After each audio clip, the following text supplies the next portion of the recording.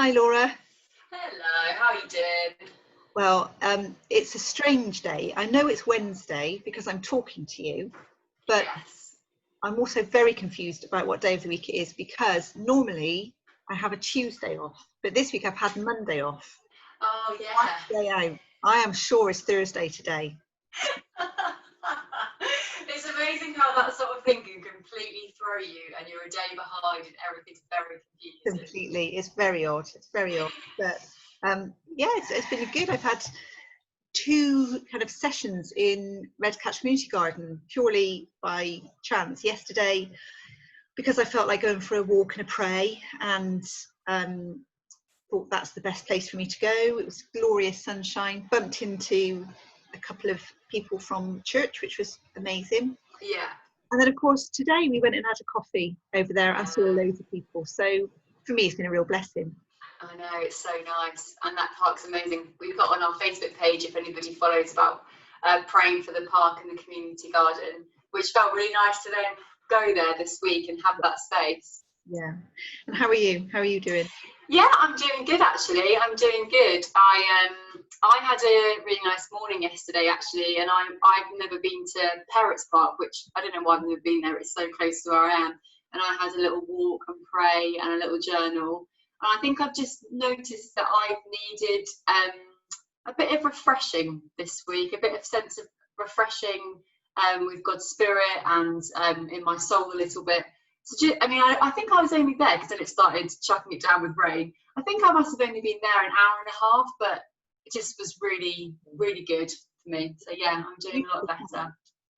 I can remember we were at Perrott's Park once. A few years ago, there was Christmas carols in Perrott's Park. Nice. I can remember stood just looking over that view of the city, and it was the night lights, and just felt a real sense of praying for the city of Bristol. And I think when you're out in parish, the city can feel quite a way away, because the matters and needs of the parish and this community are prevalent. But there's times when, you know, we just remember we are part of this beautiful, diverse, cultural city of Bristol. Yeah.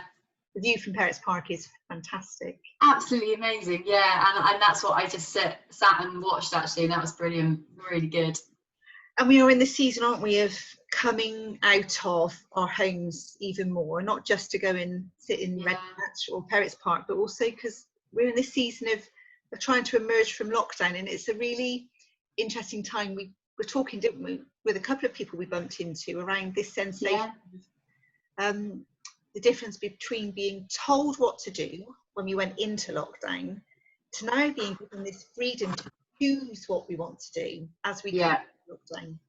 Yeah, absolutely. And I think that has sort of settled with me in very different ways. I think in some ways when lockdown first happened and it was as it should have been, quite sort of strict guidelines of what we could and what we couldn't do, it was really strange. I think if someone had told me that was going to happen and, oh, how do you think you'd react? I think I would have said, oh, I just hate being told what to do in that way.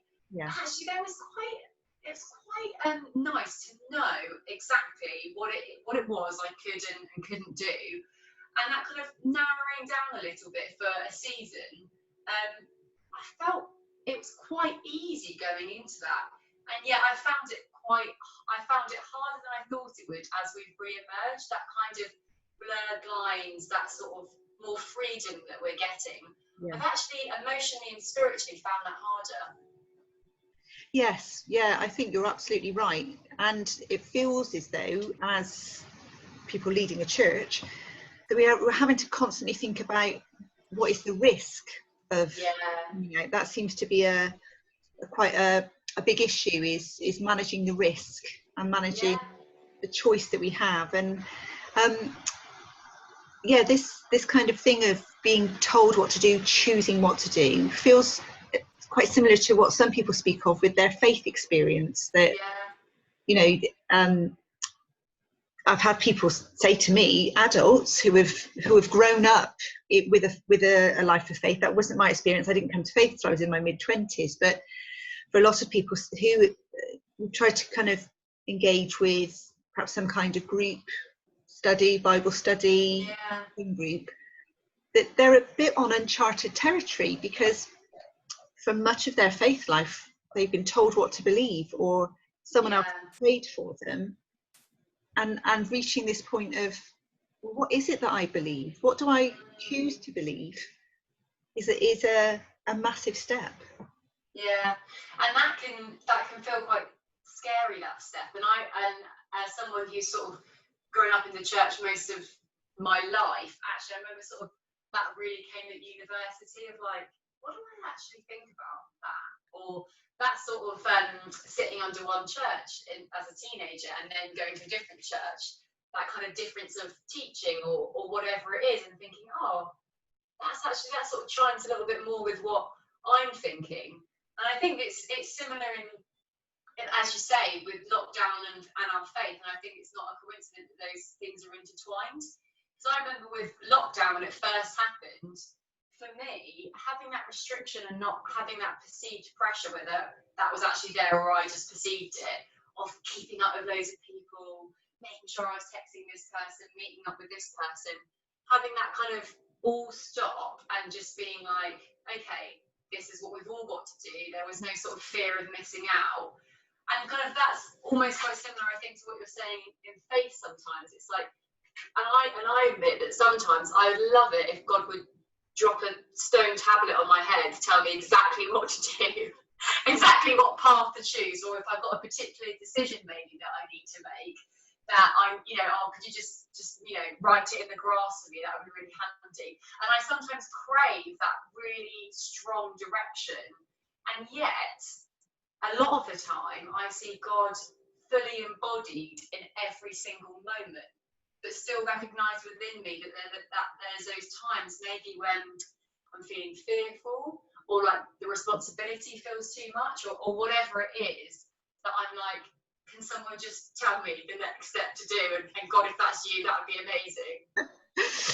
amazing. There is something around that fear of making the wrong decision, isn't there? And that element of, well, if I get it wrong, then that's it, I'm forever doomed. And yeah, I was saying earlier around, Pippa, our granddaughter, is walking now. She learns to walk, as all toddlers do. And like with toddlers, when they're learning to walk, to begin with, they fall down a lot.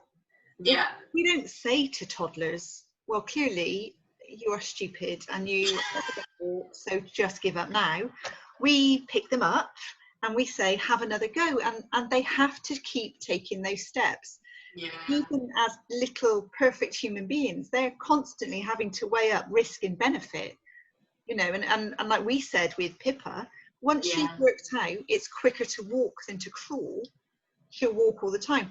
Boy, is she walking all the time and stamping her feet and dancing and all these things. But there's a necessary journey that says, even if it feels daunting and even if we know it's not going to be right first time, we've got to pick ourselves up and start walking.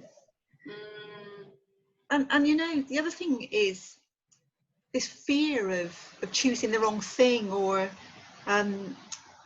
not getting it right. And if only God would write the tablet that said, Laura, Becky, thou shalt not. The truth is, we're not defined by the worst things that we do.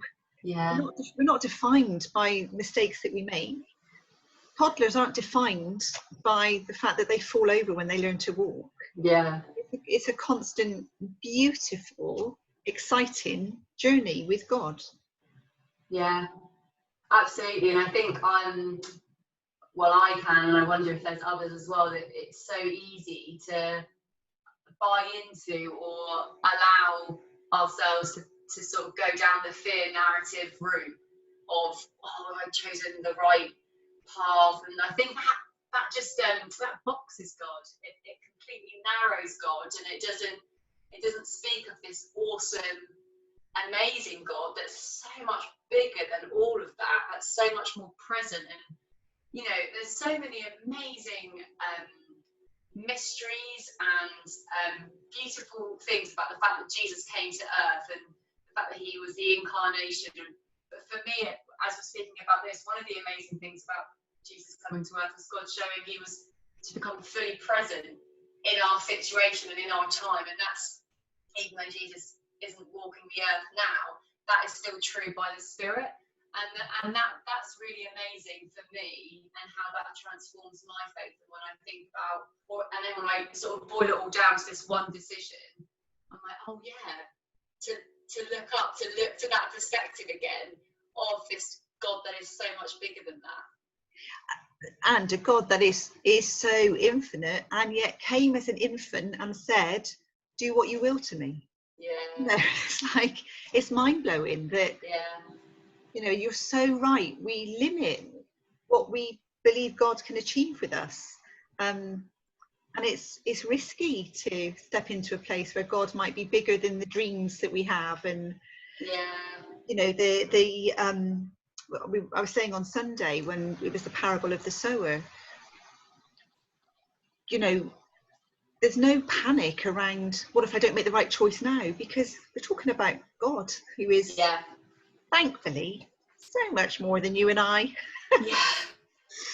and there's a freedom, isn't there, that comes from being released from all of that. And there's something about coming out of lockdown. This says we're being set free from the constraints of our home. And yes, it's scary and it's risky, but it is also liberating. And I know on Sunday, when we do our live stream act of worship for the first time rather than pre-recorded, we're going to talk more about fear.